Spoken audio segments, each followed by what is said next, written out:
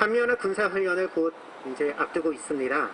정부에서는 연례적으로 진행하는 방어 목적의 훈련이니 문제될 것 없다는 식으로 이야기해 왔지만 매년 한미연합 군사훈련이 진행되는 동안 치솟았던 군사적 긴장은 심각한 문제임을 말해주고 있습니다.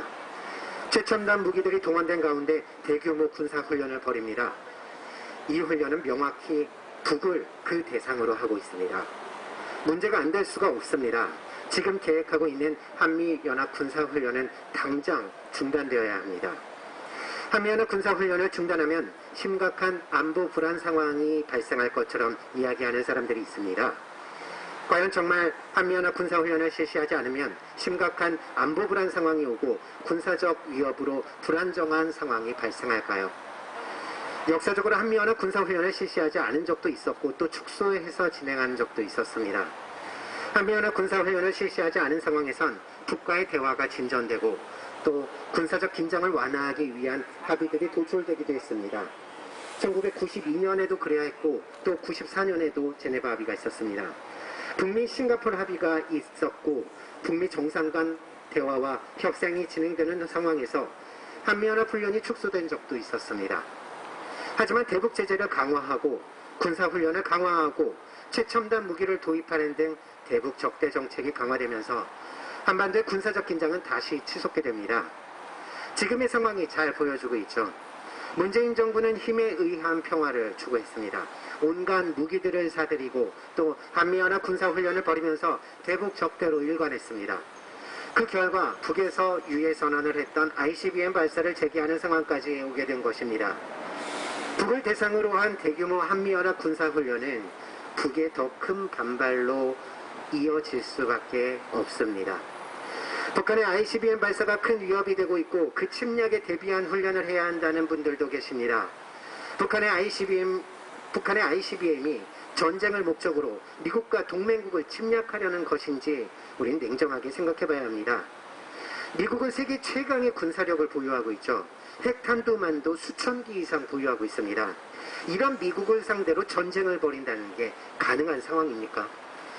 북의 핵과 미사일 능력은 미국의 군사적 위협이 커지면서 함께 발전되어 왔습니다. 미국의 군사적 위협에 맞선 전쟁 억지를 위한 전략이라 보는 것이 타당할 것입니다. 그런데 ICBM 발사로 난리법석입니다. 지난 24일 군에서는 현무2, 해성2 등 미사일을 발사하면서 합동 미사일 실사격 훈련을 하는가 하면 25일엔요 F-35A 전투기 28대에 최대 무장을 하고 이륙 직전까지 활주하는 훈련을 진행했습니다. 서욱 국방부 장관이 직접 이를 현장 지도했습니다. 전면전이나 유사시를 대비해서 최대 무장을 갖춘 전투 폭격기들이 신속하게 출격하는 연습을 하는 것입니다. 엘레판트워크라 불리는 이 훈련은요 같은 날 미국도 같은 기종의 전투기 42대를 동원해서 같은 훈련을 진행했습니다. 북한의 ICBM 발사에 대응한 무력 시위라는 분석이 나오고 있습니다. 미국에선 매년 수차례씩 ICBM 발사 시험을 진행하고 이는 매우 일상적이라고 이야기하고 있습니다. 미국에선 일상적인 이 시험이 북한은 절대 발사해서는 안 되는 위험한 시험이라고 그렇게 이야기합니다.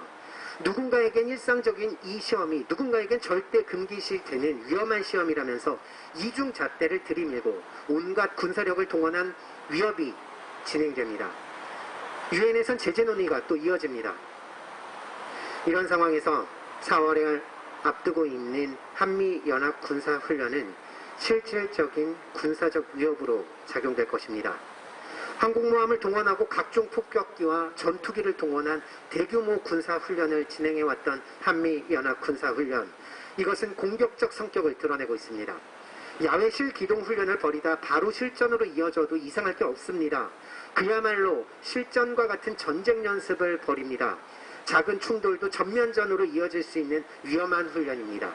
우리가 살고 있는 삶의 터전은 바로 전쟁터로 돌변할 것입니다.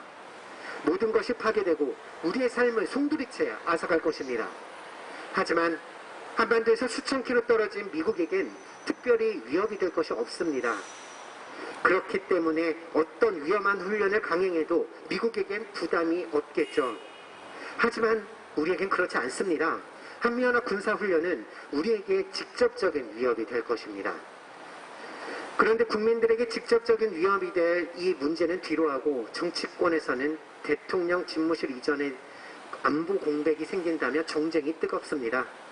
도대체 누구를 위한 안보입니까?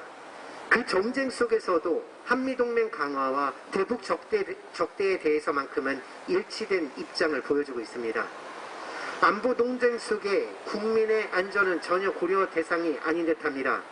정말 국가 안보를 생각하고 국민의 안전을 생각한다면 지금 필요한 것은 바로 한미연합 군사훈련 중단입니다. 대북 적대가 아닌 대화와 협력의 길을 모색해야 할 것입니다.